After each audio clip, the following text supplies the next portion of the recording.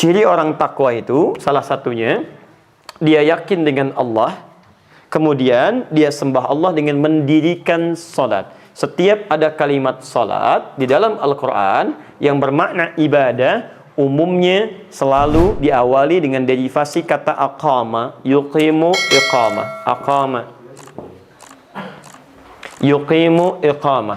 Jamaknya yuqimun, wa aqimu, wa aqimi, aqim. Semua menggunakan kata ini.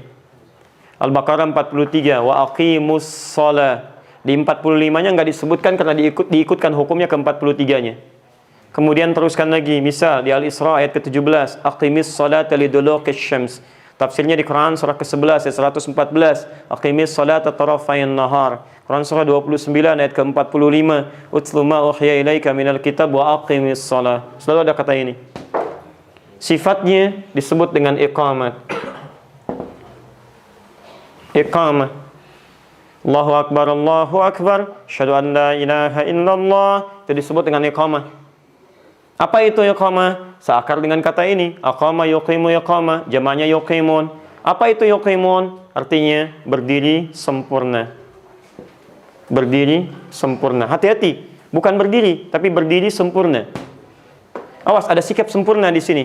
Anda berdiri secara militer atau sedang latihan, atau sikap dalam latihan menembak atau memanah dan sebagainya. Barangkali sikap sempurna itu bisa dipandang berbeda dengan sikap sempurna dalam sholat. Awas, ketika disebutkan sempurna, artinya ada orang yang berdirinya tidak sempurna. Hati-hati, tidak pernah disebutkan dalam Al-Quran, dalam hadis, dalam kaidah fikih satu penekanan kalimat kecuali menunjuk ada orang yang belum tentu menunaikannya secara sempurna. Paham sampai sini? Baik, fokus. Sekarang teruskan. Saya simpan dulu kalimat iqamah ini. Saya masuk dulu ke sini. Bagaimana berdiri sempurna yang dimaksudkan? Bahkan, saya teruskan, jika Anda tidak sempurna dalam berdiri ini akan berpengaruh pada kekhusyuan. Quran surah kedua ayat 238. Hafidhu 'alas salawati was salatil wusta wa qumu lillahi qanitin. Jagalah waktu-waktu salat, terutama salat pertengahan, dan tunaikan salat itu secara sempurna. Wa qumu, berdirilah sempurna lillahi, karena Allah, qanitin, secara khusyuk. Artinya, kalau dibuat persamaan terbalik, ada orang-orang yang tidak khusyuk dalam salatnya. Salah satunya faktornya ketika dia berdiri tidak sempurna. Nanti saya turunkan beberapa hadisnya. Sampai di sini paham tidak? Baik ya, hadap ke arah kiblat, siap berdiri dengan sempurna. Kalau paham sampai sini, saya teruskan bagaimana yang dimaksud dengan berdiri sempurna ini. Tafsirkan hadis Nabi SAW seperti beliau mengajarkan kepada Khalad Az-Zuraiqi. Temukan di hadis riwayat Abu Daud misalnya, nomor hadis 666. Pengajaran spesifiknya sampai takbir ke salam di Al-Bukhari, nomor hadis 751, 757 di hadis Muslim, nomor hadis 397. Baik, awas hati-hati ya. Ini cukup penting materinya, saking pentingnya mic-nya harus diganti, spidolnya harus disesuaikan. Tolong ya. Baik, jazakallahu khair. Baik, fokus. Lebih jelas insyaallah. Perhatikan. Aqim as-sufuf. Lihat redaksinya. Saya bacakan. Aqim as-sufuf. Berdirilah Anda dengan tegak sempurna. Satu, aqim. Jadi kata iqamah. Ini tidak pernah disebutkan dalam bahasa Arab kalimat iqamah atau aqim kecuali menunjuk pada dua hal. Satu, posisi tubuh bagian atas itu tegak. Tidak miring kanan, miring kiri, depan atau belakang.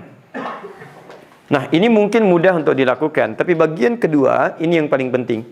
Posisi kaki, lebarnya seimbang. Jadi tidak terlampau lebar seperti ini, juga tidak terlalu rapat seperti ini. Tapi seimbang. Ya, Anda terlampau lebar juga tidak baik. Nanti pada fase selanjutnya, terlalu begini pun tidak ada keseimbangan dalam berdiri. Maka tidak pernah disebut dalam bahasa Arab aqim, iqamah, aqamah kecuali berdiri tegak dengan posisi kaki seimbang, paling mudah sejajar dengan bahu.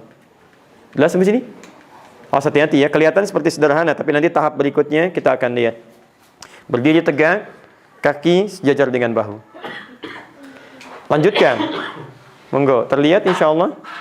Masuk ke gambar di bawah. Tidak, baik. Kelihatan, karena nggak bisa turun kameranya, Bu ya. Baik, kamera cuma sampai sini ya. Baik, insya Allah. Nanti lain waktu mudah-mudahan bisa terlihat lebih jauh lagi. Nanti bisa dilihat di tayangan selanjutnya yang teman-teman rekam ya. Baik. Posisi kaki sejajar dengan bahu, badan tegak. Sudah paham sampai sini? Saya teruskan dulu, saya teruskan. Hati-hati. Kalimat nabinya tidak sekedar menyebutkan aqim, tapi ada kalimat sufuf, saf, jamak dari saf. Ini menunjukkan tidak semua orang yang sholat berdiri, sholatnya sendirian. Boleh jadi dia tunaikan sholat bersama yang lainnya. Maka kata Nabi, berdiri tegak ini akan mempengaruhi keadaan safnya. Tegakkan, berdiri dengan baik, rapatkan safnya. Rapatkan dan luruskan safnya. Perhatikan. Setelah Anda berdiri, kata Nabi, Anda akan didorong untuk menunaikan sholat, barangkali tidak hanya sendirian, tapi dengan orang lain, dalam konteks berjamaah. Maka kata Nabi, berdiri ini, kalau baik ditunaikan, maka akan berpengaruh kepada benar, lurus, dan rapatnya saf. Saf itu jamaknya dari kata saf itu sufuf. Kata Nabi, aqim as-sufuf. Berdiri dengan tegak, berdiri seimbang, kemudian pengaruhnya akan lurus dan rapat kepada saf. Jamak dari saf, kata sufuf. Sekarang mari kita lihat, mohon bantuan teman-teman. 2 atau 3 orang bisa maju ke depan dengan cepat dan tidak perlu kemudian saya tunjuk kembali. Saya hitung sampai 3. 1, 2, 3. Baik, mohon izin. Silahkan di sebelah sini. Ya, ini sudah ada garisnya. Baik, menghadap seperti biasa, saya tidak pakai instruksi, masing-masing saja. Dan fokus seperti biasa, saya katakan fokus ya, silahkan. Bahasa Nabi ini, sebentar dengarkan, bahasa Nabi ini ketika disampaikan, ini disebut dengan lughatul isyari. Bahasa yang harus disampaikan tidak harus menggunakan bahasa aslinya. Boleh menggunakan bahasa kita yang mudah untuk dipahami. Jadi nanti dalam fikih ada bahasa yang harus digunakan dengan bahasa Arab, tidak boleh diterjemahkan. Karena demikian adanya. Seperti adzan misalnya. Adzan nggak bisa diterjemahkan. Harus demikian. Mau di Jepang, di Indonesia, bahkan di Indonesia di Padang, di Sunda dan sebagainya. Allahu Akbar, demikian. Ketika diterjemahkan, maknanya berubah dan tidak nyaman untuk didengar. Ya, orang Sunda bilang Allahu Agung. Baik, Betawi bilang Tuhan gua gede, gitu kan? Kan gak bagus kedengarannya dan jadi menyimpang maknanya. Maka seperti bahasa Quran. Walaupun misalnya penamaan surah Quran gak boleh diterjemahkan. Walaupun ada terjemahannya, tetap ketika disampaikan menggunakan aslinya. Al-Baqarah, Al-An'am, An-Naml dan sebagainya. Kawan, lagi baca surat apa? Surat semut. Masya Allah. Kamu apa? Sapi betina. Gak enak kedengarannya. Maka walaupun ada terjemahan tetap menggunakan bahasa asli. Tapi dalam sholat, ketika imam berbalik, berdasar hadis ini, imam mesti membuat keadaan makmum ini diingatkan supaya benar berdirinya, karena akan terkait dengan kehusyuan sholat. Dalam konteks mengingatkan ini, tidak harus menggunakan bahasa Arab.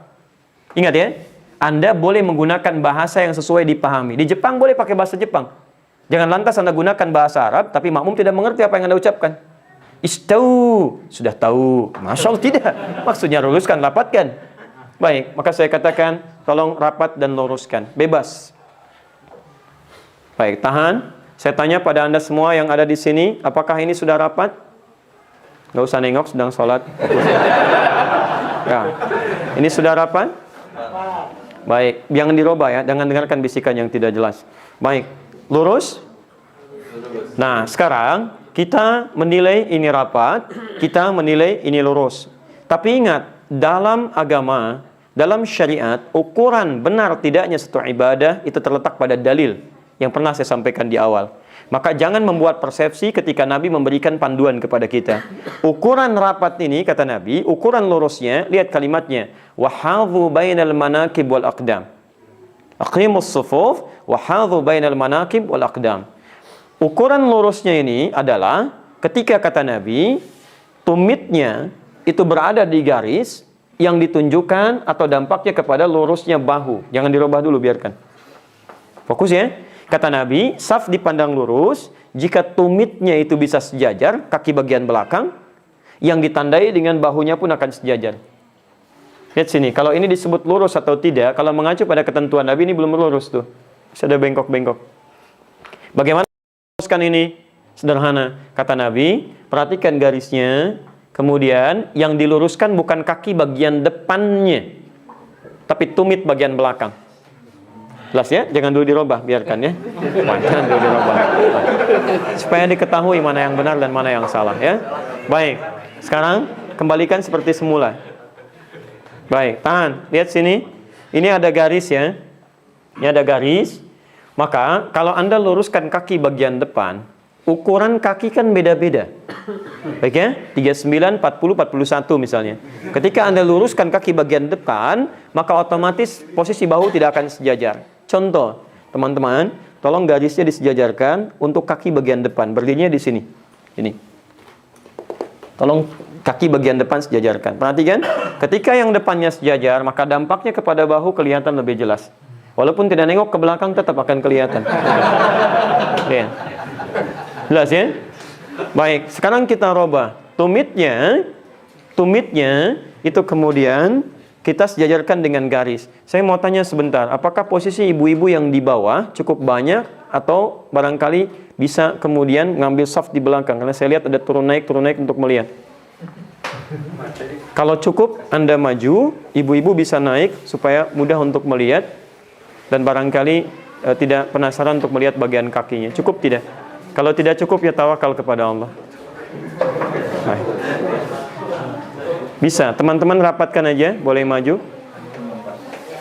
Ya.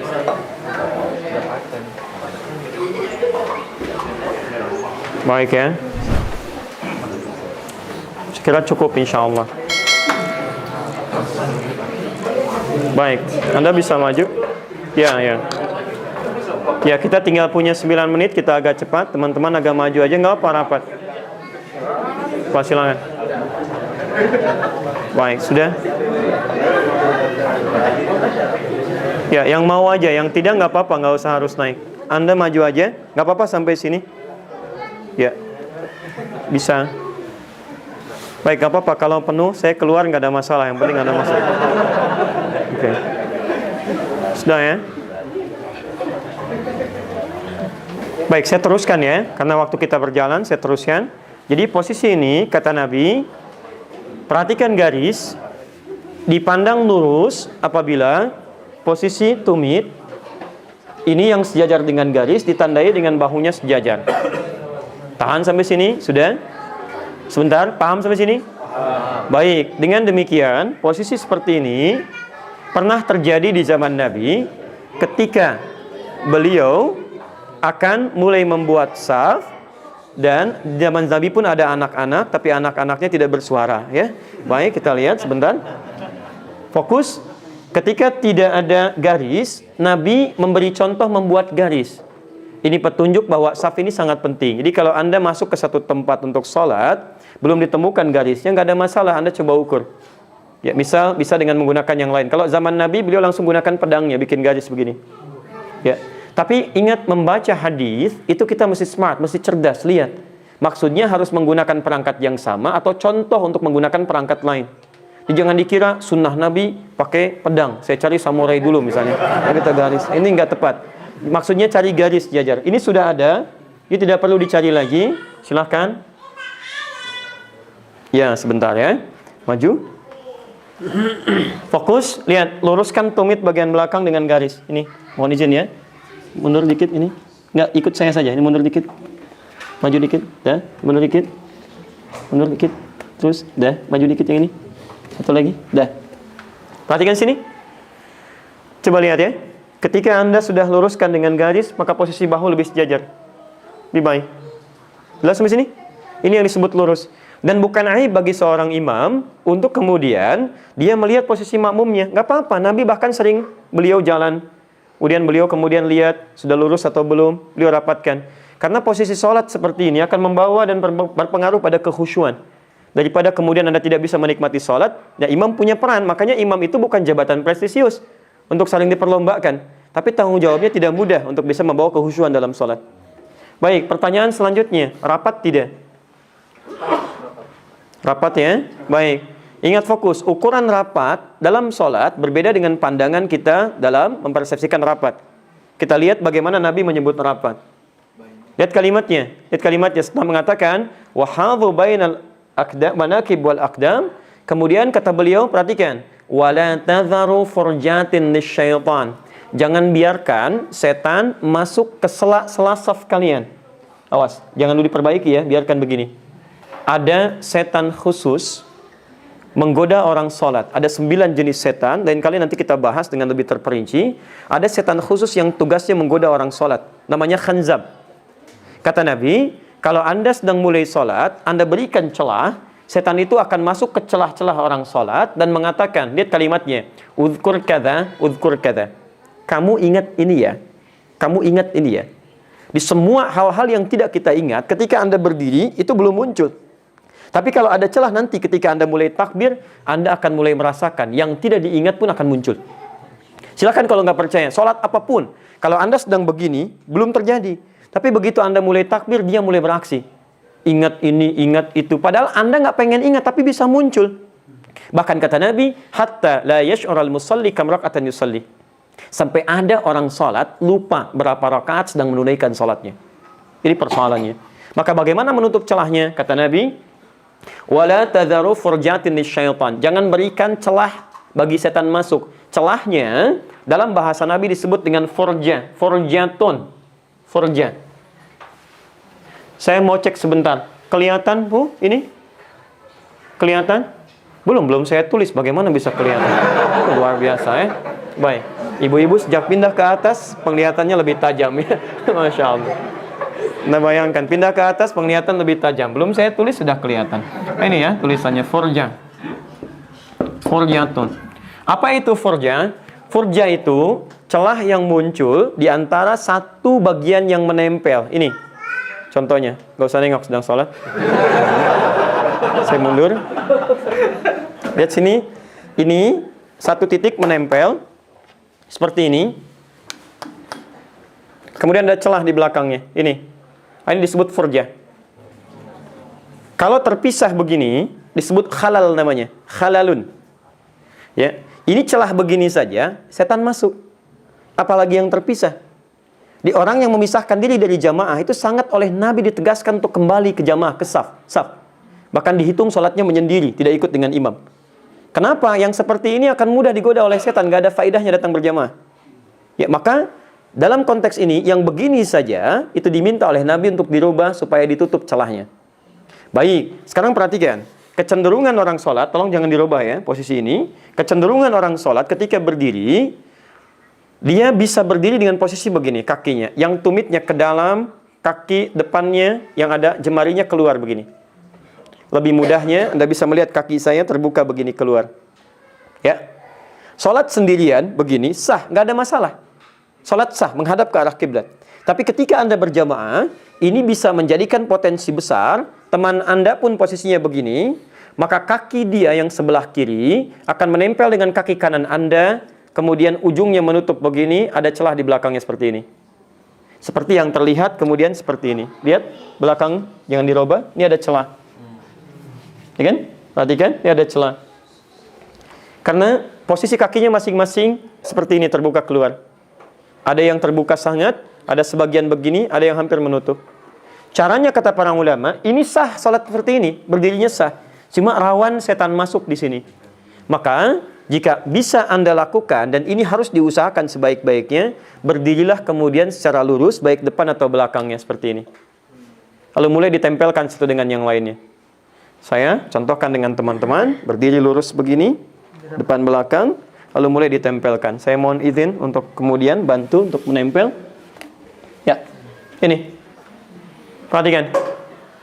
Tidak ada beda antara laki-laki dengan perempuan. Contoh laki-laki begini, contoh perempuan tuh 2 orang di belakang begitu. Baik ya. Lihat sini, fokus. Kelihatan? Demi Allah saya katakan, kalau Anda bisa mencoba sholat seperti ini, saf, 5 saf, 6 saf, 7 saf, laki-laki atau perempuan, akan beda rasa sholatnya dengan Anda terpisah atau ada celah di dalam sholatnya. Tidak percaya silahkan, nanti besok subuh kita mulai. Sholat dengan tarawih pun begini, rapatkan, tempelkan dengan yang lainnya. Demi Allah saya katakan, akan ada perasaan yang lain dalam sholat. Tapi ini pun kata Nabi, fokus saya belum selesai, kata Nabi, belum selesai hadisnya. Walayyinu bi'aidi ikhwanikum. Jangan sampai semangat Anda yang kuat untuk merapatkan dan meluruskan saf membuat jari teman Anda, tangan teman Anda sulit untuk bergerak. Di Anda rapatkan begini, begitu mau takbir susah gitu. Yang itu tidak diinginkan. Jelas sampai sini? Baik, sekarang safnya kita susun dulu. Saf kita susun dulu, ya. Ini sudah berdirinya begini. Sekarang kita mulai susun. Fadhal imam di depan. Baik. Fokus. Kita mulai pelan-pelan menyusun saf dan tolong perhatikan ketika ini mungkin tidak selalu di masjid. Anda mungkin bawa ke rumah. Bagaimana cara menyusun safnya? Mohon izin, satu duduk dulu, Bapak. Baik, Mas Akhir di sini. Imam menghadap ke arah kiblat. Perhatikan. Sekarang kita susun saf. Imamnya sendirian, dan sudah pasti imam sendirian, tidak akan banyak. Makmumnya satu orang. Baik, makmum satu orang, imam sendirian. Imam menghadap, Anda ke arah mana? Silahkan. Tidak usah dengarkan siapapun, jangan dengarkan bisikan yang tidak jelas. Alladzi yuwaswisu fi sudurin nas. Sudah? Lihat sini. Ini imam, makmum satu orang. Posisinya sudah bagus, berada di sebelah kanan imamnya. Bisa dilakukan dengan dua cara. Baik, sebelum dua cara ini saya jelaskan, saya ingin ingatkan dulu kita sudah sampai 10:30 tepat. Baik, apakah saya teruskan sekitar 10 menit ke depan? Baik ya. Baik, nggak apa-apa. Sudah, nggak apa-apa, silahkan, nggak ada masalah ya. Nggak ada masalah, sudah ya. Baik, saya nanti 11 kurang 1/4 pulang, Anda silahkan sampai sahur. Pesan. Abu Daud, nomor hadis 1365. Nabi pernah sholat bersama Ibnu Abbas. Beliau berada di posisi di rumahnya Sayyidah Maimunah keduanya radhiyallahu taala anha. Ibnu Abbas pernah berada di belakang Nabi, kemudian oleh Nabi ditarik untuk diluruskan safnya dengan beliau. Di posisinya lurus dan ini pun menempel. Tidak harus kemudian ada jarak misalnya satu kepalan dan sejenisnya. Jadi ini cara yang pertama, tetap menempel, makmum dengan imam, makmum di sebelah kanan imam. Ini cara yang pertama. Paham? Baik, boleh dalam hal ini, sementara ulama juga mayoritas boleh menyebutkan imam bisa maju sedikit, makmum tetap di belakang tapi menempel posisi kakinya. Untuk menunjukkan ini imam, ini makmum, dan untuk membedakan antara salat laki-laki dan perempuan. Karena nanti di perempuan, posisinya sejajar, tidak ada yang lebih maju atau mundur. Jelas sampai sini? Baik, dalam posisi ini, ketika sedang sholat, kemudian datanglah seorang makmum. Yang lainnya datang kemudian masbuk. Kemana posisinya? Baik, sebelum kita tanya posisinya, pertanyaannya, kenapa Anda masbuk? Orang sudah mulai sholat, Anda baru datang. Jangan, nggak boleh. Urusan dunia Anda bisa tepat waktu. Kenapa urusan akhirat Anda terlambat? Jangan diulang ya. Ayo. Ayo kemana? Apakah ditepuk, diingatkan, atau yang lainnya? Ini posisi yang sangat penting. Teman-teman sekalian, datang seorang dalam posisi masbuk, kemudian ingin bergabung dalam sholat, sesungguhnya tidak ditemukan redaksi ataukah menepuk atau yang lain. Hanya isyarat yang memahamkan bahwa akan ada makmum baru yang bergabung dalam sholat. Maka ada yang mengatakan cukup dia bertakbir kencang. Allahu Akbar. Tapi kalau sekiranya dengan takbir belum paham, maka diberikan isyarat yang langsung memahami.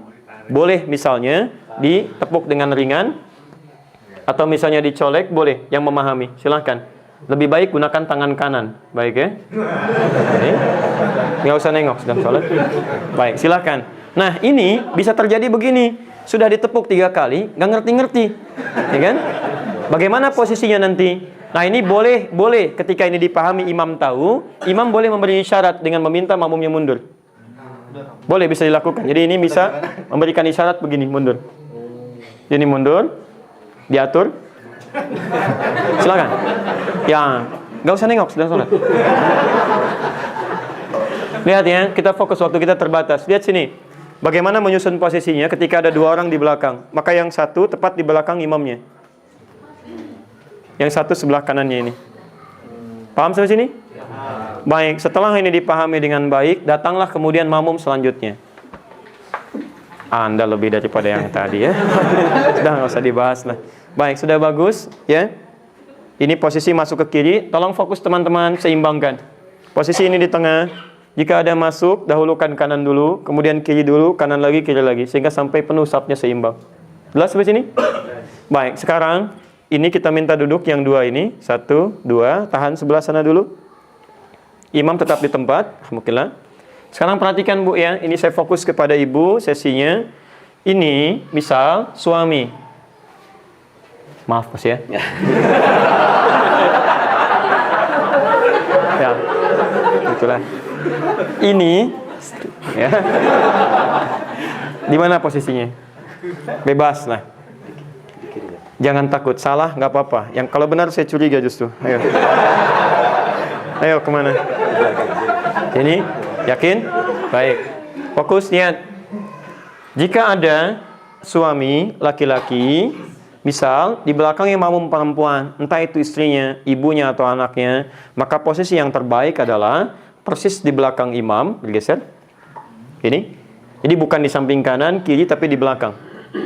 Dan sedapat mungkin mengambil jarak agak jauh dengan posisi 2 sujud. Jadi kalau seperti ini misalnya, kan masih satu sujud ya, dekat. Kalau lebih mudah 2 saf lah ke belakang. Di 1 saf, saf yang kedua. Jelas ya? Agak sedikit lebih jauh. Baik, nanti sekiranya ada makmum yang laki-laki, dia bisa berdiri di samping atau di belakangnya. Jelas ya? Tapi kalaupun cuma berdua tetap begini. Kecuali kalau situasi di rumah, misal tidak memungkinkan agak lebih jauh, maka ini boleh, nggak ada masalah. Seperti Nabi pernah sholat bersama istri beliau Saudah binti Zam'ah, ya radhiyallahu ta'ala anha, itu pernah ketika beliau akan ruku, itu kepalanya mengenai bagian belakang Nabi. Saking sederhananya rumah beliau.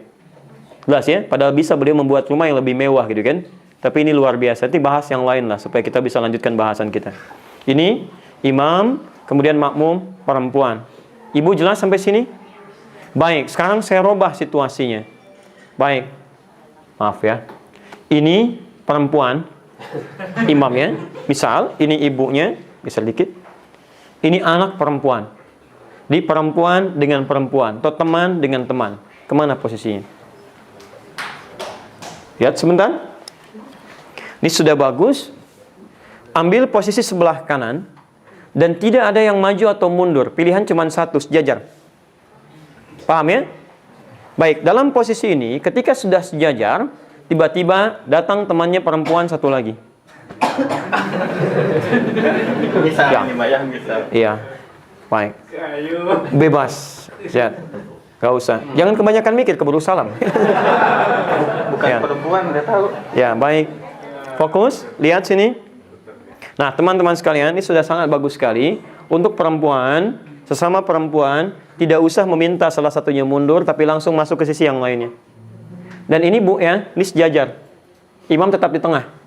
Di imam tidak usah maju, nggak usah mundur, ini sejajar. Nanti masuk kanan lagi, masuk kiri lagi. Kanan lagi, kiri lagi. Jelas sampai sini? Paham? Baik, saya pastikan pelan-pelan. Kalau ini sudah paham, kita ambil bagian yang terakhir. Mohon, ini ke belakang, kembali ke laki-laki lagi. Itu lagi. Mohon izin naik lagi. Baik, sekarang perhatikan. Fokus betul ya. Ini, saf sudah penuh bagian pertama. Baik, rakaat akan berakhir sebentar lagi pada bagian yang terakhir. Tiba-tiba datang lagi satu orang. Mas, silahkan, kemana posisinya? Bebas. Ya, silahkan, bebas. Sudah, yakin? Tanya kawan. Tidak, baik. Lihat sini. Ini sudah penuh. Tidak ada saf yang lain. Datang satu orang. Ini sudah bagus posisinya. Anda ambil tengah ya, bukan mojok. Ambil tengah, tepat di sini, sejajar dengan imam. Tapi dalam posisi ini, sesungguhnya ada satu sunnah yang disebut oleh umumnya ulama yang hampir punah karena tidak banyak diketahui orang. Apa itu? Dalam posisi seperti ini sendirian tidak ada kawan, ini bisa membangun saf dan tidak perlu nengok ke belakang. Lihat? Ya? Ini berikan isyarat yang di depan, boleh ditepuk ya, atau diberikan isyarat mundur. Saat ini mundur, ini merapatkan. Jelas ya? Rapatkan. Yang lebih baik ini yang kanan, yang merapatkan ke kiri, supaya kalau ada datang satu lagi langsung ke sebelah kanan ke sana. Jelas ya? Di ini merapatkan, ini ada safnya. Kalau ada yang datang lagi, tutup yang sebelah sana. Tapi ini hanya boleh dilakukan kalau makmumnya sudah paham dengan hukum. Kalau misal makmum belum paham dengan hukum ini, masuk, maka jangan dipaksakan. Anda coba dulu misalnya tepuk begini. Kalau ditepuk begini tidak ada reaksi, maka tetap diam. Ya, jangan diteruskan. Anda tepuk, nggak usah, ini diam. Sudah, belakang. Nah, dan tidak boleh jadi permainan ya. Ini tetap kita sedang ibadah. Pernah terjadi di salah satu negara pecahan Soviet. Ini tahu hukum. Dia tepuk begini, mundur. Begitu ini mundur, dia yang maju ke depan. Sudah.